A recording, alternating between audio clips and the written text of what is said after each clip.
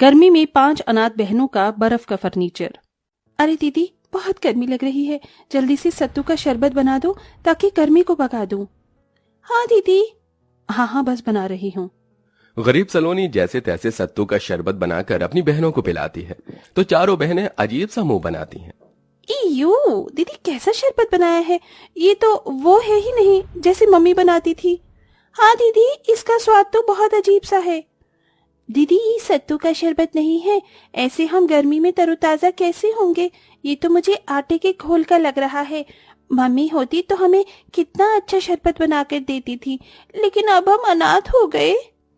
मुझे माफ कर दो तुम चारों, तुम्हें तो पता है घर में कुछ भी ढंग का खाने पीने को नहीं है, सिर्फ खिचड़ी दाल थी, सत्तू नहीं था, इसलिए मैंने आटे के घोल को ही शरबत बनाकर दे दिया। सोचा था कि तुम्हें पता नहीं चलेगा, पर पता चल गया। मम्मी पापा के जाने के बाद सब कुछ बहुत मुश्किल हो गया है।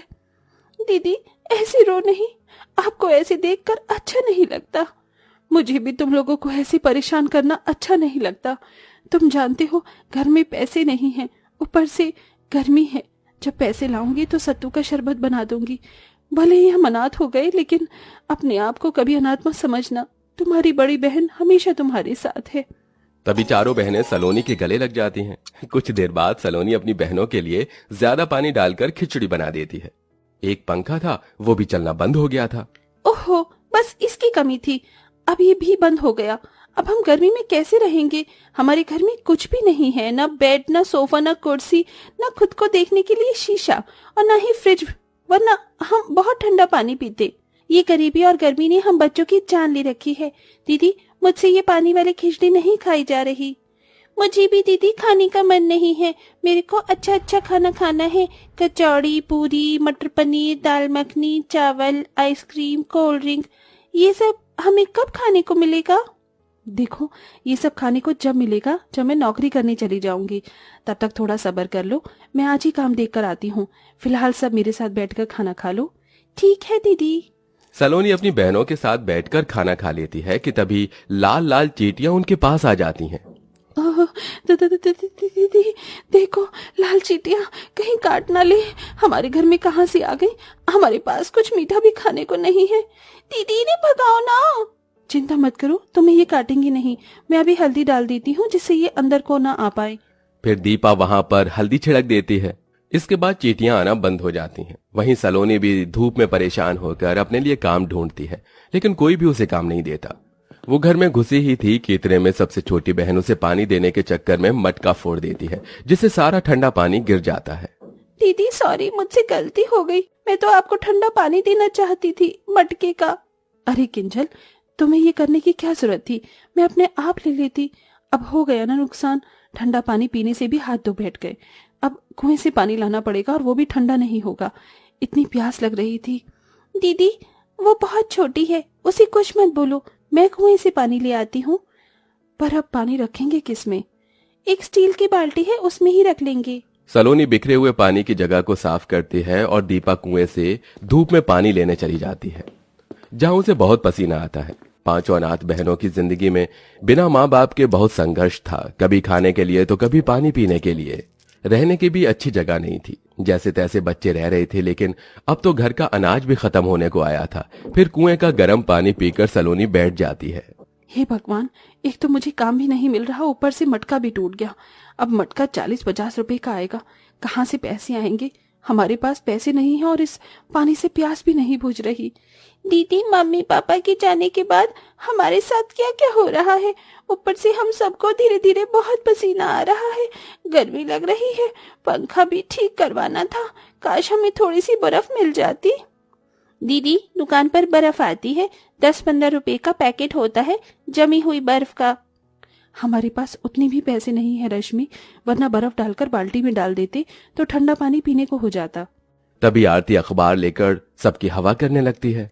थोड़ा थोड़ा दीदी, इसी से ही गुजारा कर लेते हैं, आज तो पता नहीं नींद भी कैसे आएगी। फिर रात हो जाती है। सलोनी अपनी छोटी बहनों को चूल्हे पर खाना बनाकर खिलाती है, जिससे घर में धुआं धुआं हो जाता है। रात में सब सो रहे थे कि अचानक से किंजल और रश्मि के ऊपर चूहा चढ़ जाता है, जिससे दोनों डरकर जाग जाती हैं। दीदी, चूहा चूहा! नहीं सलोनी, दीपा दीदी, चूहा नहीं था, वो कीड़ा था। हम जमीन पर सोते हैं, गर्मी में कीड़े भी तो आ सकते हैं। काश हमारे पास कोई बिस्तर होता। वैसे ही नींद नहीं आ रही थी और नींद उड़ गई। हे भगवान, अब कीड़े रात में कहाँ से आ गए। ऐसा करो, तुम दोनों मेरी जगह पर सो जाओ, मैं तुम्हारी जगह पर सो जाती हूँ। ठीक है दीदी। बड़ी मुश्किल से पांचों बहनों को कीड़े और चूहे के डर से नींद आती है। अगले दिन दीपा गर्मी से परेशान होती है तो किंजल को कुएं तक टहलने और थोड़ा पानी भरने के लिए ले जाती है। इतने में एक औरत 2 मटके लाती है, जिससे वो भरती है तो उसके एक फूटे हुए मटके से पानी निकल जाता है। हे भगवान, मेरे घर में बिल्कुल भी पीने का पानी नहीं है और इतनी गर्मी में दूसरा मटका मैं कैसे खरीदूंगी। मेरे पास पैसे भी नहीं हैं।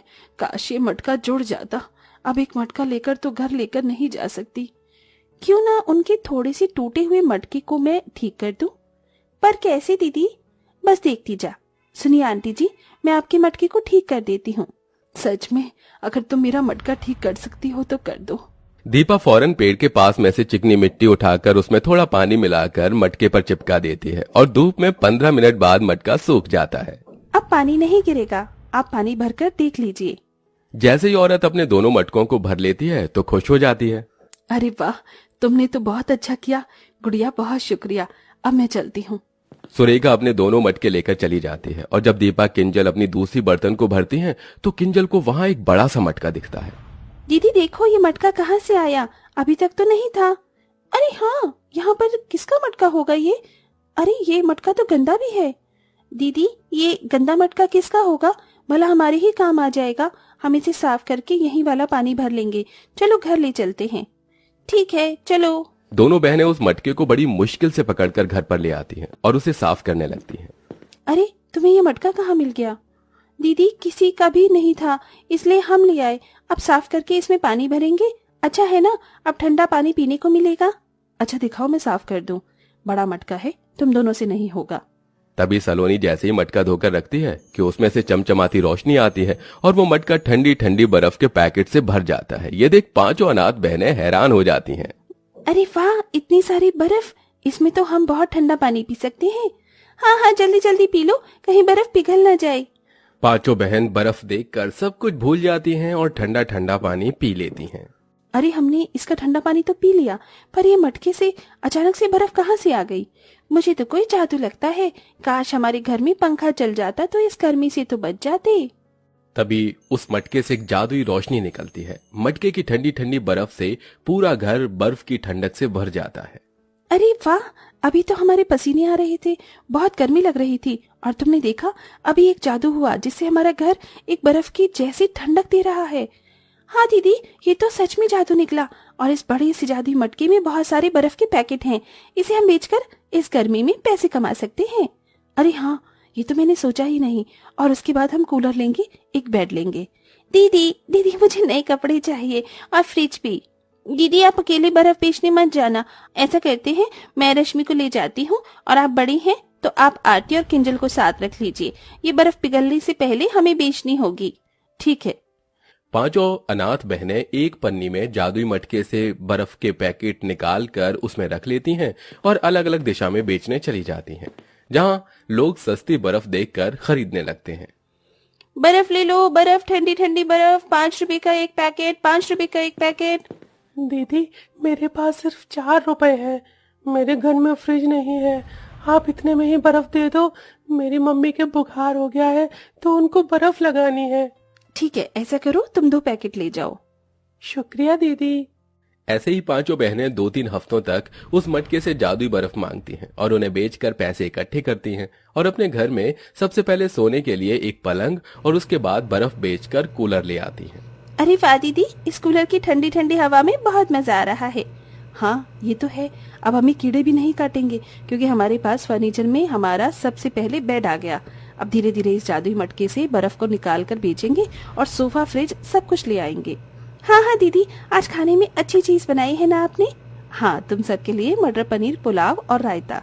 तो चलो दीदी, ठंडी हवा में बैठकर खाना खाते हैं। 1 मिनट, रायते में बर्फ डालने के लिए जादुई मटके से मांग लेती हूँ। हे जादुई मटके, हमें बहुत सारी बर्फ दे दो। दीपा के कहते ही जादुई मटके की रोशनी से बर्फ का पैकेट पूरा भर जाता है और वो अपने रायते में डालकर मजे और खुशी से कूलर की ठंडी हवा में खाना खाते हैं। आज वो पहला दिन था जब वो अपने माता पिता के जाने के बाद सुकून से खाना खा रहे थे, और अब धीरे धीरे उस जादुई मटके से बर्फ के पैकेट बेचकर वो थोड़े दिन बाद अपने लिए फ्रिज ले आते हैं, और उसके थोड़े दिन बाद सोफा, और धीरे धीरे करके अपने घर को अच्छा करके सारा फर्नीचर का सामान ले आते हैं। जिसके बाद पांचों अनाथ बहनों की जिंदगी उस बर्फ के मटके से बहुत आसान हो जाती है और सब खुशी खुशी रहने लगते हैं।